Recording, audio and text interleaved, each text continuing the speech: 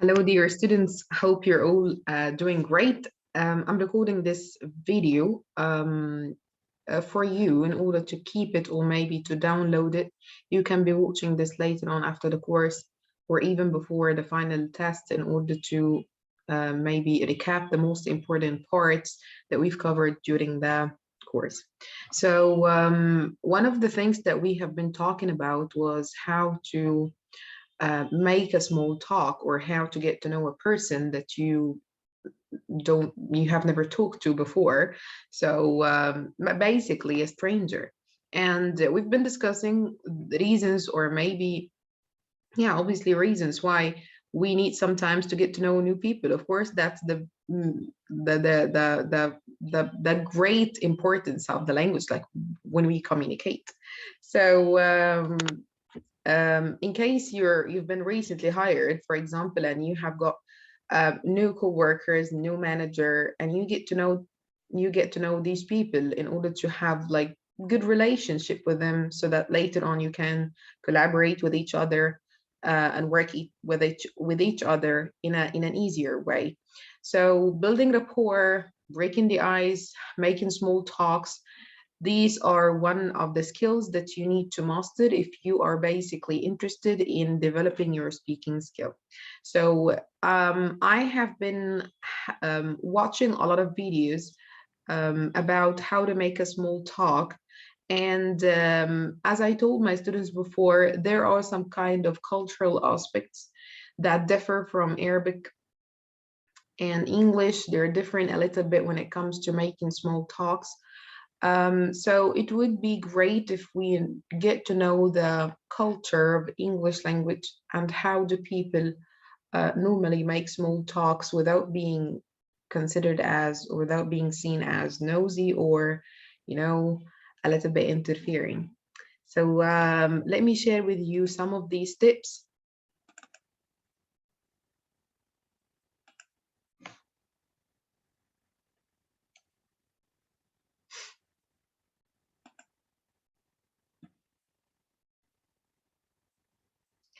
Okay, so these are some rules to help you keep the conversation going. In case that you are getting to know some person that you didn't talk to before, it seems like you don't have much to say. And it's when you experience the awkward silence, and it happens even you speak the language very well. So in case you're struggling with the language, you might assume that I'm not really building good rapport with this person because of my poor English communication skills.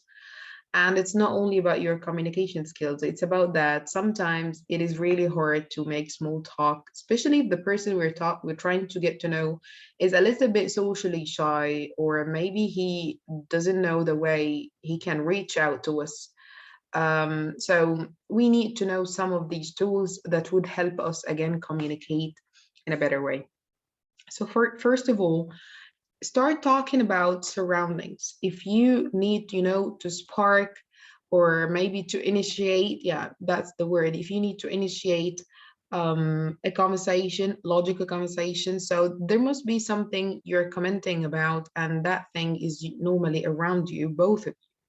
Let's assume that you're waiting in an office for an interview, so you might be talking about your feelings. For example, how are you feeling at the very beginning of the conversation? Like, I'm a little bit nervous. How about you?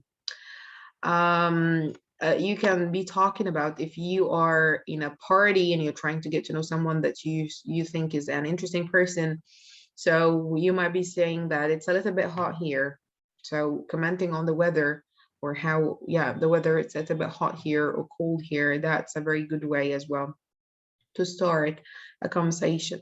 You might be talking again about the weather or the surrounding, whether the place you're in is getting, crowded, or maybe the music is too loud. You can just be starting this, using this to start the conversation. So, second of all, don't get too personal at the very beginning. For example, don't ask too much personal question. I mean, don't ask the person how old he is or how old she is at the very beginning of the conversation. That doesn't make sense, even in Arabic. Don't ask the person, for example, if you are in a work environment, don't ask him about his salary or how much he gets per month, that's too personal, and most probably this would turn down the whole conversation. So don't ask too much personal questions. Third of all, try to find the common area or the mutual interest. If it is really a conversation, so it's never based on your interest only. It seems like there must be mutual interest, or you both are being, excited to share something about a certain or particular topic that you guys you both of you have things to say about. So sometimes it's one of the participants to find the common or the mutual interest. I mean, if you guys working together, you need to find maybe if you are working again together, you can be finding some kind of future plans that you have, like some kind of similar future plans. If you're waiting for a bus, you can be just talking then first of all about the weather, and then you can be talking about your destination. So that is something again, both of you are sharing. So you need to find the mutual interest or the common area. There must be something you both are interested in, and any one of you can be starting this. Ask why question. If it is, again, a friendly conversation, it doesn't really mean that you're the one who's talking most of the time. Conversation, it means both partners are sharing equally, and they're both as interested as each other. So when you ask the person you're talking to some why questions, this gives a very, like, it's like a free space for the person to talk about the reasons why he's doing something, reasons why he's planning for something, reasons why he chose that job, reasons why he bought that car. So why questions are really welcoming and inviting questions that even if you're a teacher, you can ask your students why questions in order to help them think and talk about their own inner ideas, the ideas that we might not talk about most of the time. So it's really good. It's really welcoming and inviting to ask people why in general. Always engage the person you're talking to by asking opening questions. So we can be saying, like, you've got now two main things or two main tools. First of all, why questions are very welcoming and very inviting, as I told you before. And second of all, opinion questions. Again, as I told you, it's a friendly conversation. Both partners shall be participating in the conversation. They shall be both excited to talk. So if you're just talking about your own opinion, again, you need to get back to that person and to ask him, how about you? Or what do you think of this? Or how do you see this? So asking the other person opinion questions are, again, very encouraging and engaging to that person. Next, we have ask questions that are fun to answer. And that might be working. By the way, you don't have to do all of these. You don't have to do all of these rules. You don't have, they're not rules, they're just tips. Some kind of, tips that would help people hold conversation of a good quality.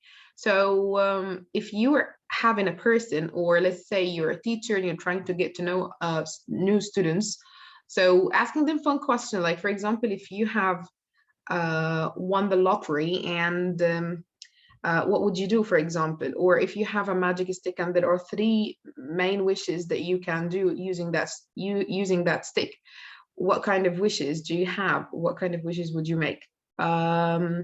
So mainly fun questions, again, are like, somehow they break the ice.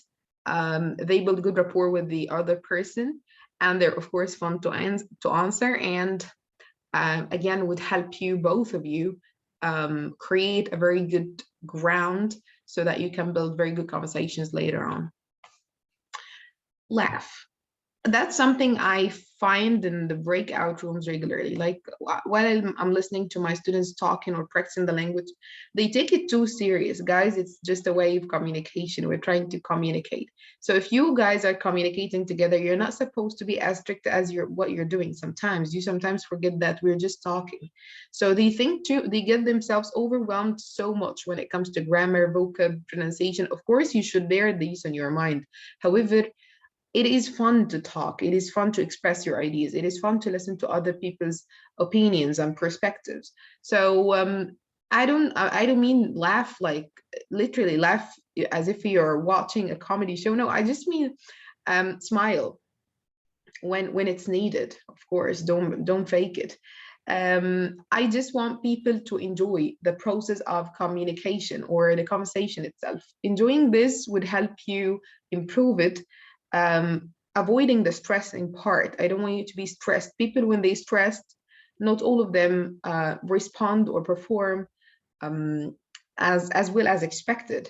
So you may laugh if your partner says something you may be fun. You're allowed, of course, to laugh, and that is something that again cool you both of you.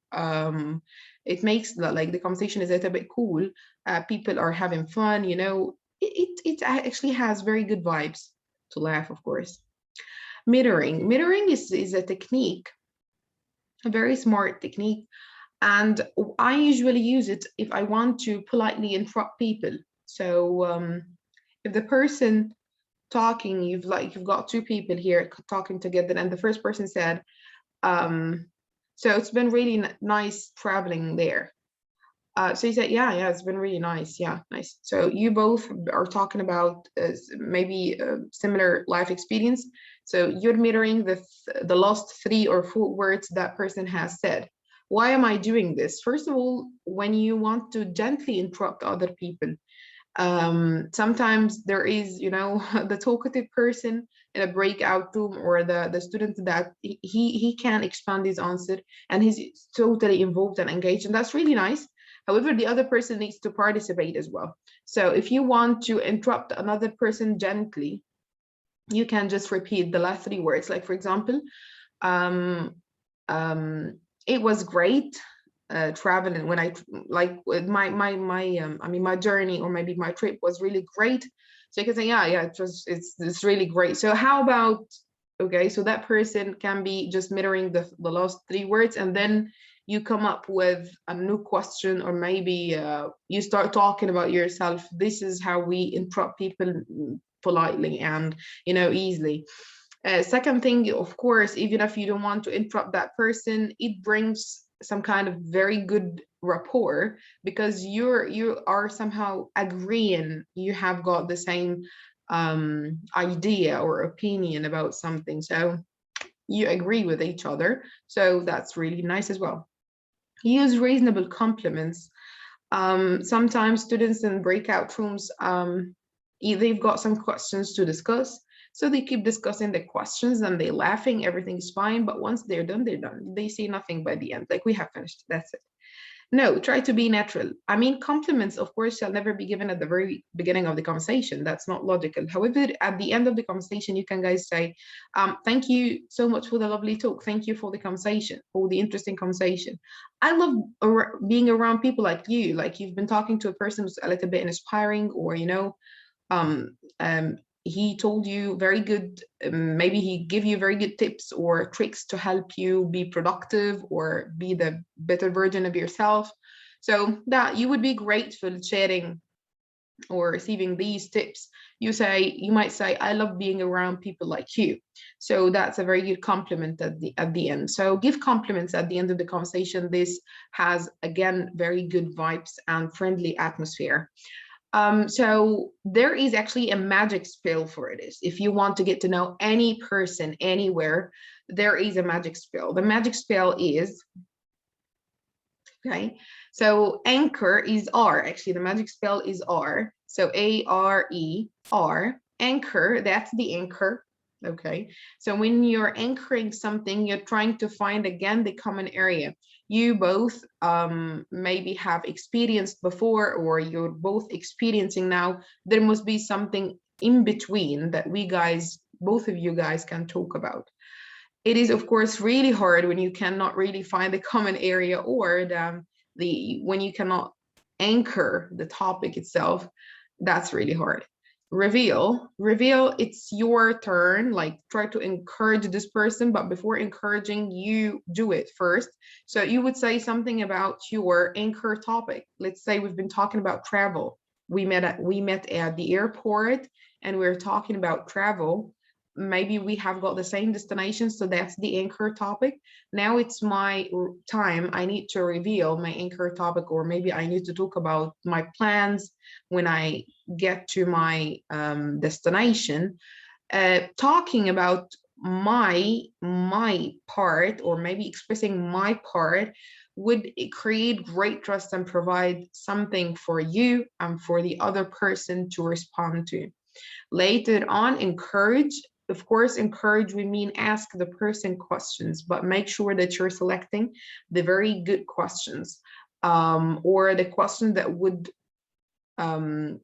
result in, let's say, good answers, deep conversations.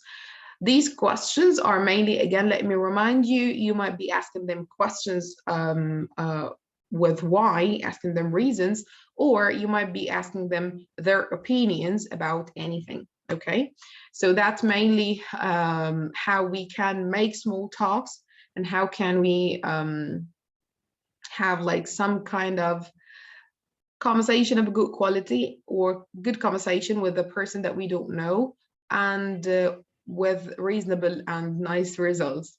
So please watch the videos I sent you on WhatsApp. It would help you as well relate to what I'm saying. Thank you so much.